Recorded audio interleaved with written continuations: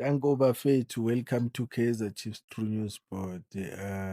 Please subscribe, share, like, and punch Ebola away. But as a defender, you are a goalkeeper's helper. And then ube nendaba kaSirino. uSirino bafethu, I think he saw ukuthi yabona manje kushubile manje. And then he decided ukuthi azinikeze i-injury. Yes, cross i-injury bafethu. I also blame Peterson because you can see Miguel running is running and is trying to ukuthi libhampa kanjani lihlala kuphi. So as a goalkeeper, you are supposed to also come closer, run, ukwenzela ukuthi uMiguel uma efika lapha avimba iplay ukuthi lingadluli. And then ulona uPeterson is either my phakathi kwe-18 area, he can catch the ball. If he's outside, he can just sweep the ball. That's what you do as a goalkeeper. So here I also blame uSirino wangena uVilakazi bafethu. That's why we started to see Kaizer Chiefs moving forward.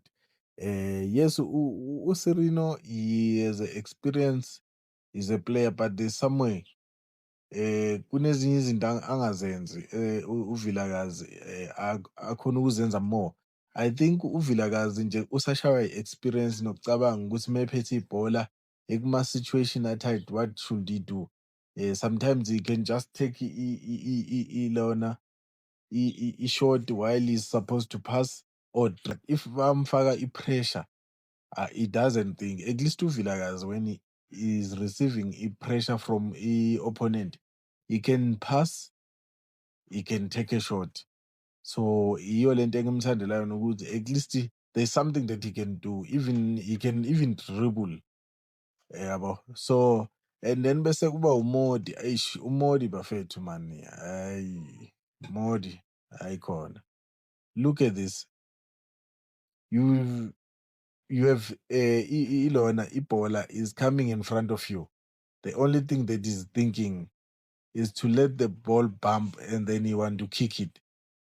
As a professional player, you cannot do such thing. And as an attacker, I understand he defender. Maybe if he is forward and then he's trying to take a shot and then he messes up, at least I know Gucci is a defender. It's not his job to do that, but he's a helper as well. Yabo, ama-strikers akusumsebenzi wabo ukuthi ba-defend, but they do help. So such things zenzeka. But into ebuye ibe inkinga yile ukuthi abantu esibathembile abafana namaModi bazoyeka amabhola afana nalawo. And then bese kuba ushabalala. Eish, lona ibe tricky nyana because you cannot be sure if it's offside or what. But ke ureferee wayijaja as i-offside. And then bese kube yileli bhola bafethu. Lona, I think uKwinika bafethu, he was playing very well. He was playing bafethu, and then bese kube uMabuye. Look at this. uMabuye bafethu, he's a talented player. He can play. Uyacabanga. It's just ukuthi umuntu obuya naye adrophe too much iGodaro. iGodaro, look at his space. There's no one there. Akunamuntu lapha. Akekho at all. So I think lento le ukuthi abuyele emuva azomakha iyo lento ebibe inkinga, because into eyenza ukuthi iKaizer Chiefs imakhe kakhulu ukuthi ayi-attack, yabo. If we were attacking enough, like yesterday mabaqeda ukufaka ulonto uMakho, baqeda ukufaka noVilakazi, kwabuya kwangena uVelepayi, kwangena bathi ngubani? Bathi ubani lo mjida? Bathi ubani? uNgcobo. Kuthe makungena uNkosinghiphile Ngcobo, igame having i-pressure. Uthola ukuthi we are being attacked a lot, and then maybe ama-goals ayangena kithi, and then we are we cannot attack. Then you can put umthetho ukuthi azoyehlisa ilona i-attack ye-opponent because he can defend good. So umuntu onjalo okhona ukudefenda I think is good. So and then bese kuba lo mjida. Lo mjida bekumele ngabe utholile ama-yellow card amabili because kunezinye izinto bekazenza nangalesikhathi ulona uMarco bekammaka bemakwa uSolomons and then he decided to fall. Bese kuba yilena bafethu lana we were supposed to be awarded i-penalty lana. Bekumele siyithole i-penalty bafethu. I hear them talking about the disallowed goal. Leya disallowed goal leya nale njengoba bethi besizobe sidliwe.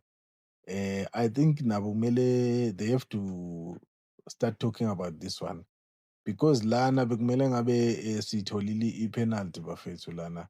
Uyambona ukuthi uMarco bafike bamphusha nje lapha. Bafike bamphusha bafethu and I think ama-referee ayawenza amaphutha kakhulu but sometimes I don't know ukuthi babuye bacabangeni. Sometimes baba ne-pressure ye-crowd njengalapha i-home ground ye-Kaizer Chiefs ukuthi uma bezo-allow amagoli uthole ukuthi uMiguel uphushiwe njengalapha kancane bamthinte kancane wawa. Kodwa if bebavumelile ukuthi kube igoli I think bayabheka ukuthi lana sizoba nenkinga ngoba i-home ground ye-Kaizer Chiefs and then ama-fans mayezoqala ukulwa sizoba nenkinga kakhulu. So nabo I think bafundiswe enough but kunezinye izinto abangazifundiswanga kahle mase kuyiwa kuma-complaints. So manje njengoba ama-player siwabonile adlale kahle kakhulu, let's hope Wednesday bafowethu ngeke basiphoqe uthola sebahlalise uMabuye ebhentshini bafake uCele noMthethwa lona uNgcobo noMthethwa. So we need players that are creative and then umuntu ofana noMabuye bafowethu uyakhona ukuyibhalansa igame, uyakhona udlala as uVitina. Mawumbhekile uVitina ukuthi udlala kanjani lo we-PSG uyakhona ukubona ukuthi umjidi uyahlala phansi ayi-study igame abone ukuthi mangabe kusongenza kanjani ngoba ngimbone ajika nebhola phambi kwama-defender wajikisa ngapha nangapha. So izinto ezinjalo izinto ezibuye siy'dinge kakhulu egrawundini bafowethu ngoba ukudlala nama-player acabanga kuphela ukukhaba kuphela ibhola. Yazi kunesikhathi sokuthi ibhola nje ungalikhahlele mawuliphethe.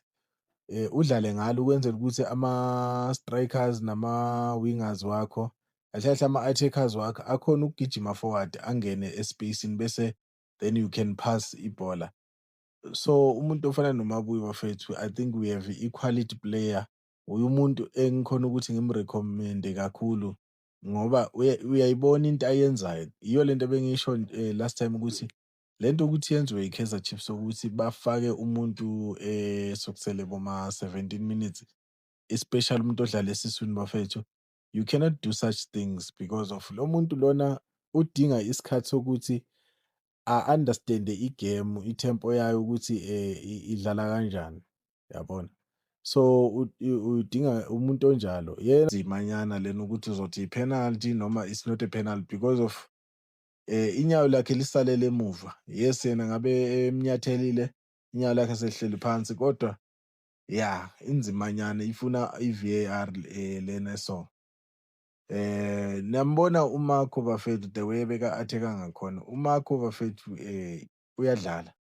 Yes, I understand ukuthi ngalesikhathi sezothola i-injury bese eqala naye ukwenza amaphutha especially amabhola aphezulu but umuntu ofana noMarco kanjena mawumbekele abantu abafana naboKwinika I think he can control igame.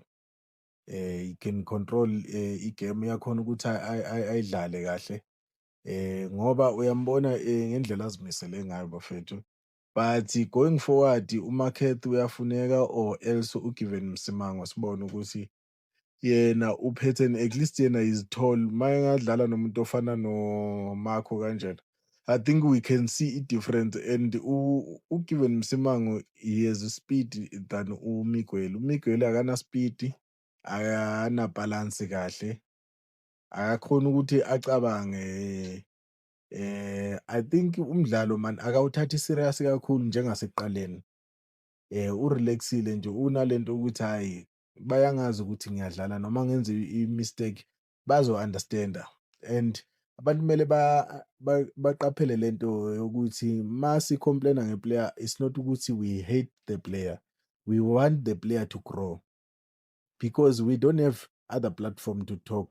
We have only i-social media ukuthi sikhone ukukhuluma bafethu. So abantu badinga ukuthi ba-understand-e into efana nale ukuthi ayikho enye indawo la esingakhulumela kuyo, is social media. So don't say we are attacking our player in social media, we are correcting so that if iyafika endlebeni zakhe akhone uku-understand ukuthi what type of a game should he play.